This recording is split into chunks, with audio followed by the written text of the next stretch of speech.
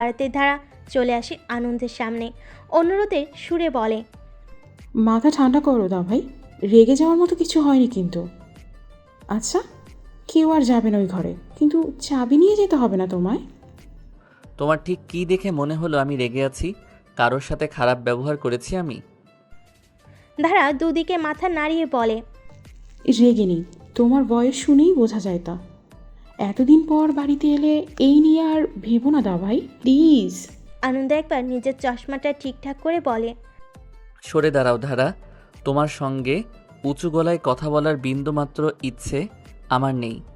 রুবিনা নিজের আঁচল থেকে চাবিটা খুলে আনন্দের হাতে দিয়ে এলেন। এবার আনন্দ কিছুক্ষণ তাকিয়ে থাকে সেটার দিকে। ধারার মাথায় নিচু করে দাঁড়িয়ে আছে এখনও। চাবিটা তার দিকে তুলে ধরে আনন্দ। ধারা বেশ অবাক হয়ে তাকায় এবার।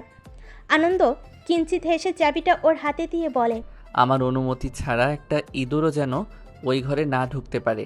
চাবি পেয়ে নিজে থেকে আগ বাড়িয়ে চুল ঝাড়তে চলে যাবে না আশা করি। আমার কথাটা মাথায় রাখবে। স্বস্তির নিঃশ্বাস ছাড়ল সকলে। ধারা মুচকি হেসে মাথা নাড়ল। অ্যাজ অলওয়েজ তোমার কথা ধারা শুনবে না, তা হবে না, তা হবে না। চাবি যখন দিয়েছো, এটা যত্ন করে রেখে দিব। আনন্দ কথা বলল না কোনো। সিঁড়ি বেয়ে প্রথমে 3 তলায় গেল। দরজায় তালা লাগিয়ে